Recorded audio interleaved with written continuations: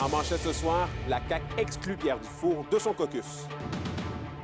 La décision de François Legault génère une pluie de réactions. La maison d'hébergement en cancérologie à Rouyn-Noranda sur le point d'accueillir ses premiers occupants. C'est parti pour la 4e édition du Raid Témiscamingue. Assez fébrile, un peu nerveuse quand même.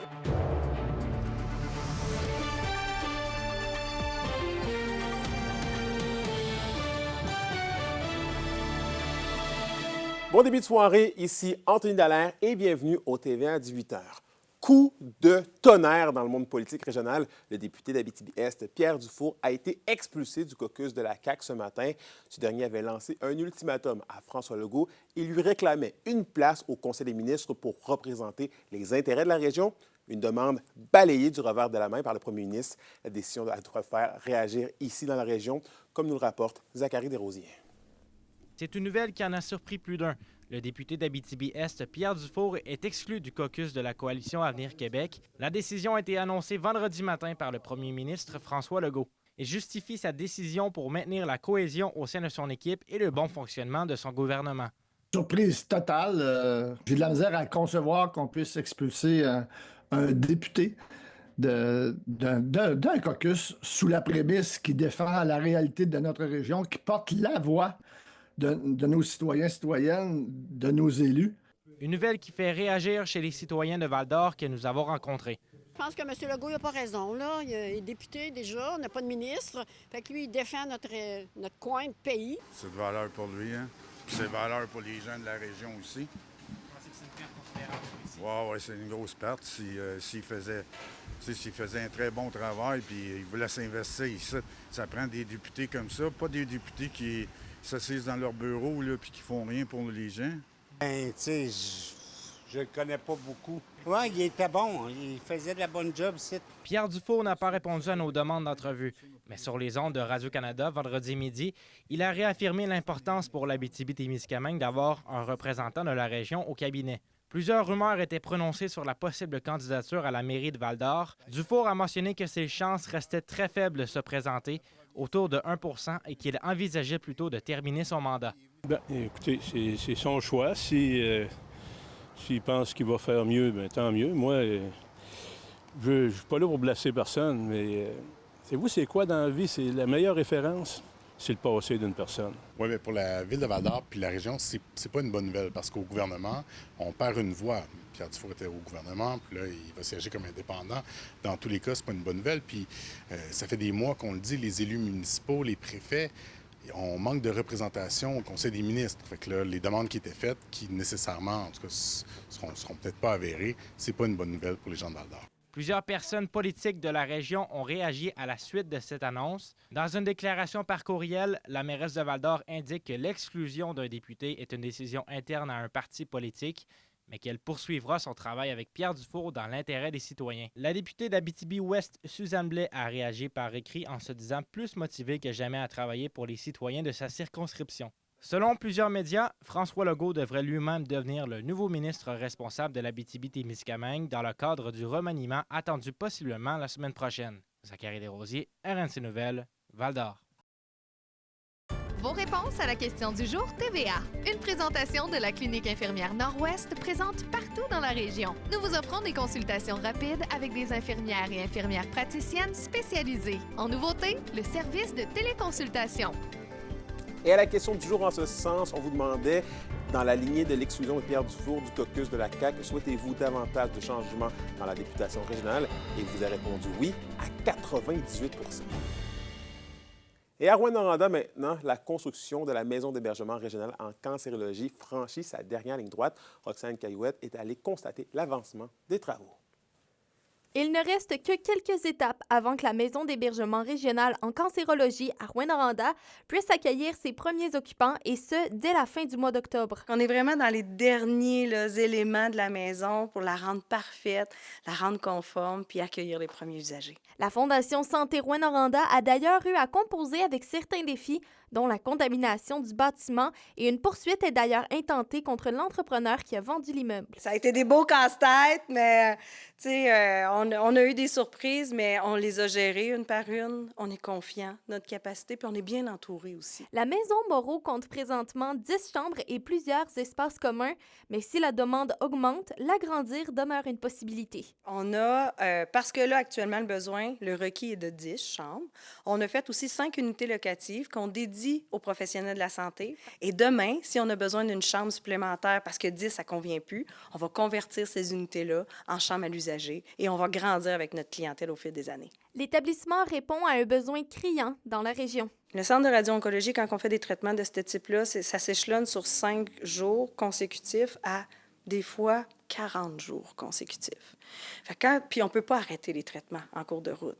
Voyager soir et matin jusqu'à Matagami ou Lebel-sur-Quévillon ou Ville-Marie, ça devient usant, stressant, difficile pour la personne qui est atteinte. Une multitude de services sont encore prévus pour épauler les usagers lors de leur passage. Donc, on va offrir massothérapie, physiothérapie, groupe de soutien, groupe de nutritionnistes, prêt de perruques. On va avoir une boutique avec plein de choses comme les soutiens-gorge post-opératoires, plein de choses qu'on va développer au fil du temps. Et ce ne sont pas seulement les patients en oncologie qui pourront bénéficier des installations. Donc, on va accueillir tout type de clientèle qui viennent chercher une spécialité à Rouyn-Noranda. Principalement, l'oncologie. La maison est pour les gens en traitement de radio-oncologie. Mais des gens qui viennent chercher la spécialité de la clinique régionale de la douleur, des gens qui sont au chevet d'une personne en soins intensifs, unité mère-enfant, physio, tout ça, toutes ces spécialités-là, les gens vont pouvoir avoir accès à un hébergement à moindre coût. Et pour la population, il sera possible de visiter les lieux ce dimanche en participant à la marche du grand défoulement. Roxane Caillouette, RNC Nouvelles, Rouyn-Noranda. Et on poursuit avec une bien triste nouvelle. Un homme dans la cinquantaine de Val-d'Or a perdu la vie en moto hier soir sur la route 117 dans la réserve faunique La Vérandrie. Les services d'urgence ont été appelés à se rendre sur les lieux vers 19h30 après que la moto soit entrée en collision avec une camionnette. Selon la Sûreté du Québec, le conducteur de la moto aurait tenté de dépassement pour ensuite perdre le contrôle de l'engin et percuter la camionnette qui, on peut le voir sur les images, a pris feu. Le décès du motocycliste a été constaté sur place. Pour sa part, l'occupant de la camionnette n'a pas été blessé.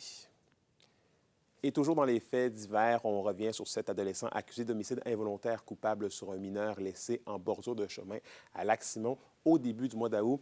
Il devait à nouveau comparaître au palais de justice de Val-d'Or hier pour déterminer s'il souhaite une enquête caution afin de possiblement retrouver sa liberté en attendant la suite des procédures. Le tout a été repoussé au 30 octobre prochain. Et la Sûreté du Québec demande l'aide du public pour retrouver Hawk Wabonanik, 12 ans. Le jeune garçon est originaire de la communauté de Kitsakik. Il a été vu pour la dernière fois le 4 septembre dernier vers 15 h près de l'établissement scolaire de la communauté. Hawk Wabonanik mesure 4 pieds 10 pouces, a les cheveux noirs et les yeux bruns. Ce dernier se déplacerait à pied. Ses proches ont des raisons de craindre pour sa santé et sa sécurité. Et c'est cet après-midi que débutaient les activités ouvertes à la population entourant le 100e anniversaire de la Sûreté du Québec dans la région. Le tout a lieu à l'extérieur du quartier général de Rouyn-Noranda jusqu'à 20 h ce soir et demain entre 10 h et 16 h. Plusieurs activités sont proposées pour toute la famille, entre autres des démonstrations policières de la sécurité incendie et des paramédics. Il y a également sur place un barbecue au profit de la Fondation Thierry Leroux. L'indice boursier minier au TVA Nouvelle 18h est une présentation de GFM Groupe Financier. Dirigeants d'entreprises et particuliers, fiez-vous aux experts de GFM pour vos placements, assurances de personnes et assurances collectives. Car pour vous, ils vont au-delà de la finance. L'Agora des arts à Rouyn-Noranda dévoile ce soir sa programmation pour l'année. Soyez avec nous au retour. On vous dit tout ce qu'il y a à savoir sur l'événement.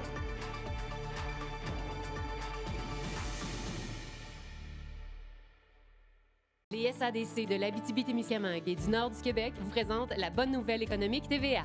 Cet été, visitez les marchés de la région grâce à un partenariat avec Meubles Marchands. Les marchés publics de l'Abitibi-Témiscamingue invitent la population à rencontrer producteurs, transformateurs et artisans. Les retombées économiques pour nos marchés en 2024 se chiffrent à près de 550 000 $. Venez découvrir et savourer notre région. Les SADC, partenaires de l'économie de la région.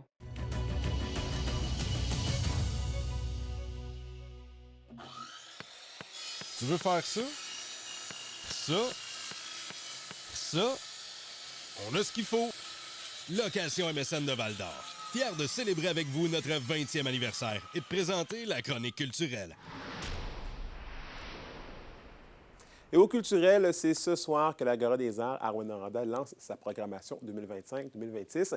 10 spectacles dans le volet général, 6 dans le volet jeunesse et 5 résidences de création seront présentées au cours des prochains mois. Parmi les spectacles les plus en vue, on compte celui du théâtre du Tandem, Nos mères meurent et nous n'y pouvons rien, d'Isabelle Rivet et de Turbide. L'Agora des Arts présentera des concerts spéciaux pour le 100e anniversaire de Rouyn-Noranda. Le directeur artistique Adam Fauché nous décrit le thème de la programmation et à quoi on peut s'attendre pour cette nouvelle saison. C'était l'idée de prendre des spectacles où est-ce qu'on est vraiment à l'intérieur de l'humain, donc vraiment dans cette espèce de jardin secret. Donc on est plus dans les tourments intérieurs des personnages, beaucoup plus que, mettons, il y a certaines programmations que j'ai faites qui étaient beaucoup plus politiques, aussi très diversifiées au niveau des cultures qu'on pouvait accueillir. Mais là, celle-ci, c'est vraiment ancré sur l'intériorité des personnages. Donc, on est dans des sujets des fois un peu plus lourds, comme celui du suicide, par exemple, mais on est aussi dans des sujets très, très lumineux également. Que les gens vont au rendez-vous, j'espère que ça va plaire aux gens. C'est toujours l'idée, hein, parce que le théâtre, c'est vraiment... On parle de la société, puis on a envie que les gens viennent pour en parler avec nous.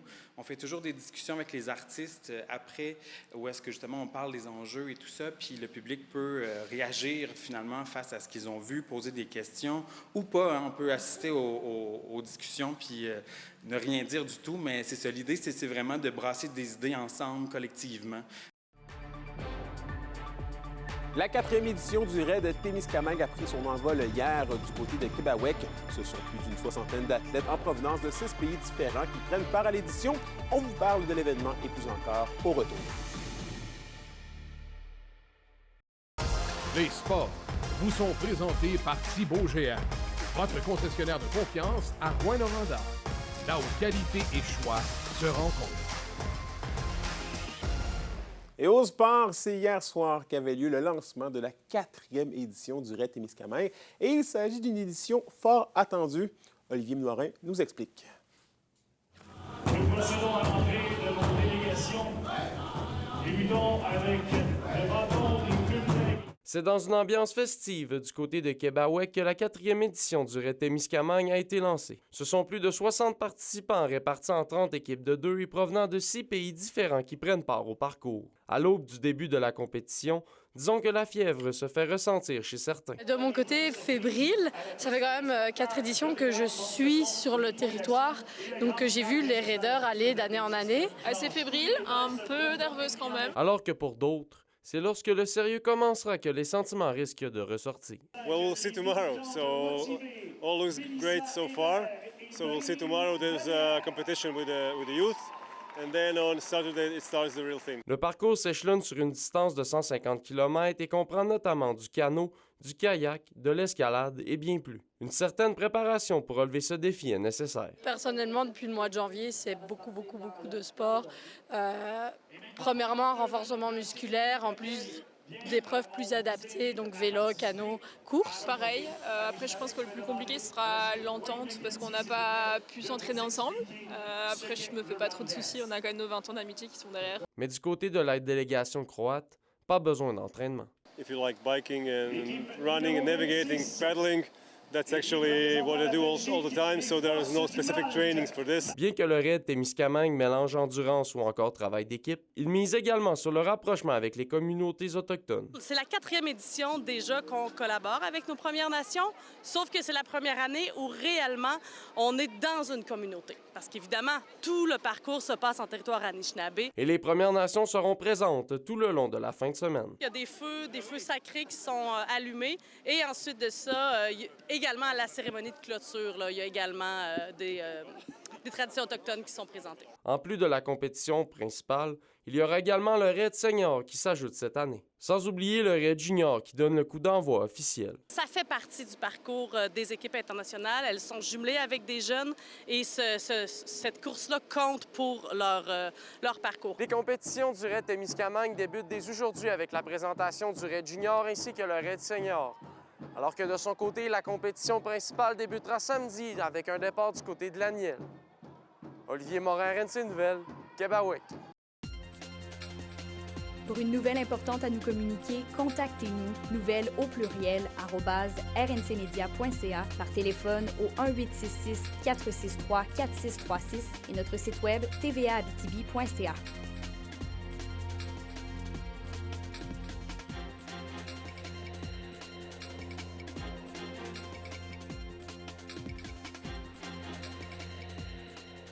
La météo, une présentation de Nicole Auto de la Sarre, la capitale du pick-up. Où vous y trouverez toujours le meilleur choix, toujours le meilleur prix. Et à la météo de l'Abitibi-Témiscamingue pour ce soir et cette nuit, c'est nuageux avec des risques d'orage pour tous les secteurs. Une alerte d'orage violent est d'ailleurs en vigueur pour l'Abitibi. Pour ce qui est des températures, on prévoit des minimums entre 7 et 8 degrés Celsius. Pour la journée de demain, c'est généralement nuageux pour toute la région avec des maximums de 15 degrés Celsius. Et finalement, en aperçu pour dimanche, c'est de la pluie pour tout le territoire, maximum de 11 degrés Celsius pour l'Abitibi et de 13 degrés Celsius pour le Témiscamingue. Et voilà, merci encore une fois d'avoir été des nôtres ce soir et pendant toute la semaine. N'oubliez pas qu'on est sur YouTube et XTV Abitibi-Témiscamingue si vous voulez aller voir ou même revoir les reportages des collègues. Sur ce, nous, on se retrouve lundi pour la suite des choses. D'ici là, prenez soin de vous.